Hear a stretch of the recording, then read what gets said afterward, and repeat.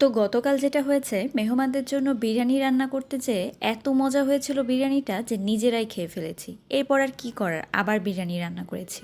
তাই আজকের আমার এই রেসিপিতে আপনারা যদি বাড়িতে একবার বিরিয়ানি রান্না করেন তাহলে একটু বেশি করে রান্না করবেন, তা না হলে কিন্তু আমার মতো 2বার করে রান্না করতে হবে।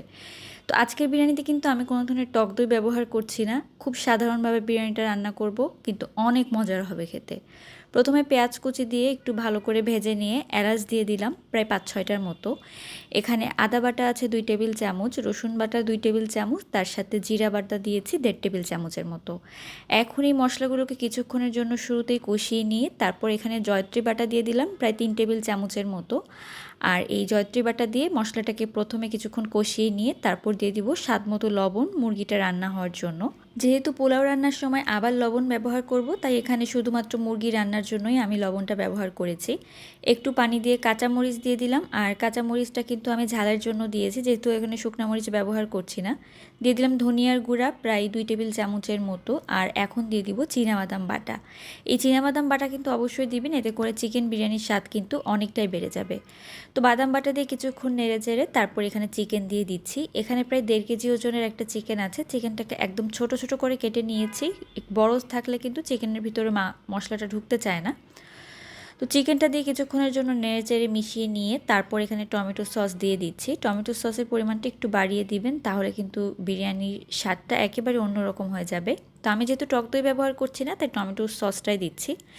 এখানে 1 প্যাকেট বিরিয়ানির মশলা আমি পুরোটাই দিয়ে দিচ্ছি, আর যে কোনো ব্র্যান্ডের বিরিয়ানি মশলা আপনারা এখানে ব্যবহার করতে পারেন।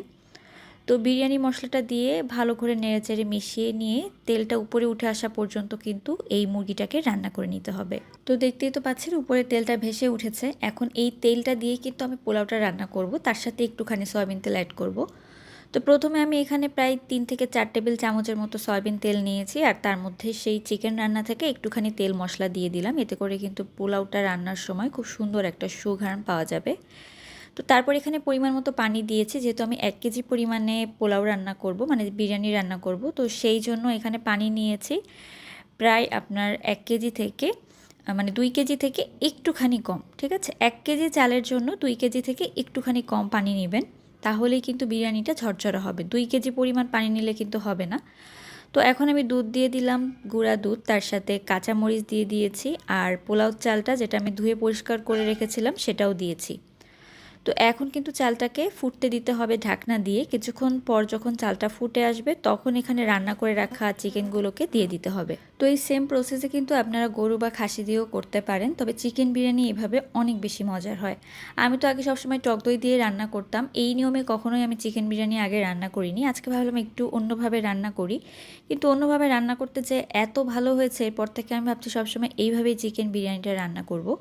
তো উপর থেকে চিকেনটাকে ভালোভাবে ছড়িয়ে দিয়ে এখন আমি চালটাকে উপর থেকে ভালো করে নেড়েচেড়ে মিশিয়ে নিচ্ছি।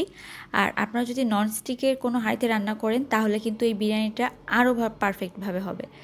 তো আমি ঢাকনা দিয়ে কিছুক্ষণ রেখেছিলাম, আর এখন আরও একবার ভালো করে একটু উল্টাপাল্টে দিচ্ছি। তো দেখতেই তো পাচ্ছেন আমার চিকেন বিরিয়ানি রান্না কিন্তু একেবারেই রেডি। আর এখন এটা গরম গরম খেতে হবে সালাদ বা রায়তার সাথে, আর সাথে একটু কোক। তো আশা করি রেসিপিটি আপনাদের অনেক ভালো লেগেছে। ভালো লাগলে অবশ্যই একবার ট্রাই করবেন। আল্লাহ হাফেজ।